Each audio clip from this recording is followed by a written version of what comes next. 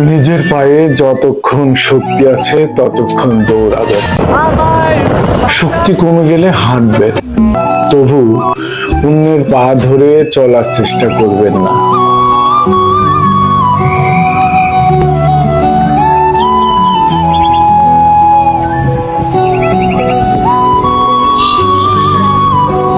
বাস্তবতা থেকে একটা জিনিস শিখেছি, চুপচাপ পাশে থাকার ভান করে আর যাইও ঠিক ততটাই সহজে, কোনো কারণ ছাড়াই।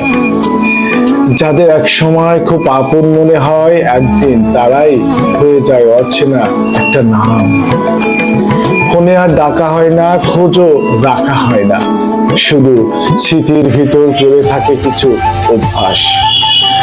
জীবনও থেমে থাকে না, কারোর চলে যাওয়ার কষ্ট থাকে, কিন্তু সময় সেটাকেও ভাসিয়ে নেয়। মানুষ আসবে, মানুষ যাবে, থেকে যাবে শুধু নিজের সাথে নিজের লড়াই। যা আছে তার দাম নেই, যা নেই তারই কদর। আমরা মানুষ ভরে অদ্ভুত, যা পাই তা চাই না, আবার যা চাই তা পাই না। জীবন তো পাওয়া না পাওয়ায় কেটে যায়, যা হাতে আছে তার মূল্য বুঝি না, যা নেই তার জন্য কাঁদি। পাওয়ার পর মনে হয় এ তো চাইনি, আর না পেলে মনে হয় এটাই ছিল সব। এই দ্বন্দ্বে কাটে জীবন, পাওয়া আর না পাওয়ার মাঝে হারিয়ে যাই আমরা।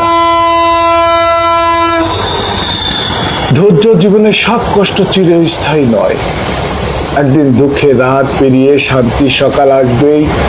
ধৈর্য ধরো, কারণ আল্লাহ কখনো কারো চোখের জল বৃথা যেতে দেয় না। যে মানুষ নীরবে কষ্ট সহ্য করতে জানে, সে একদিন সবচেয়ে সুন্দর সুখের দেখা পায়। আর যেটা তোমাকে ভেঙে দিচ্ছে, কাল সেটাই তোমাকে আরো শক্ত মানুষ বানাবে। হয়তো সময়টা কঠিন, তবু বিশ্বাস রাখো, আল্লাহ তোমার জন্য এমন কিছু রেখেছেন যা তোমার হারানো হাসিটা ফিরিয়ে দেবে।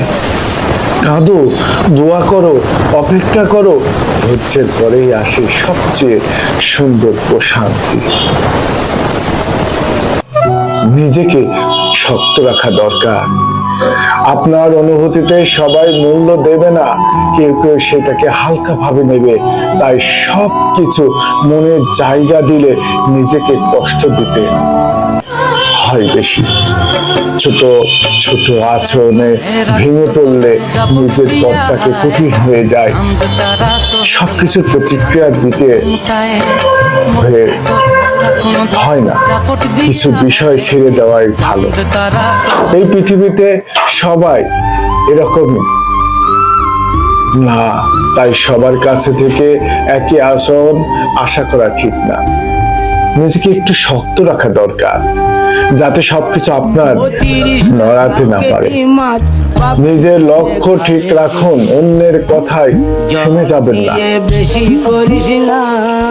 আমি আমার পৃথিবী মনে করি, কে ছেড়ে গেল, কে অপেক্ষা করলো, কে আড়ালে অপবাদ দিল, এখন এসব নিয়ে ভাষায় ভাবার সময় নেই।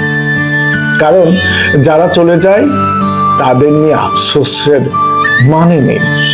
আমার কাছে গুরুত্বপূর্ণ হলো কে থেকে গেল সব ঝড়ের মধ্যে, কে খারাপ সময় নীরবে কাঁধ বাড়িয়ে দিলে। যে মানুষ ভালো দিনে যেমন, খারাপ দিনও তেমন, সেই মানুষটাকে আমি আপন বলি। জীবন অনেকে আসে অভিনয়ে, কিন্তু অল্প কজন থাকে নিঃস্বার্থ সত্তায়। সেই অল্প মানুষগুলোকেই আমি আমার পৃথিবী মনে করি। বিশ্বাসের মৃত্যু। একটা মানুষকে বিশ্বাস করতে করতে অনেক সময় লাগে, কিন্তু সেই বিশ্বাস ভাঙতে লাগে মাত্র একটা মুহূর্ত।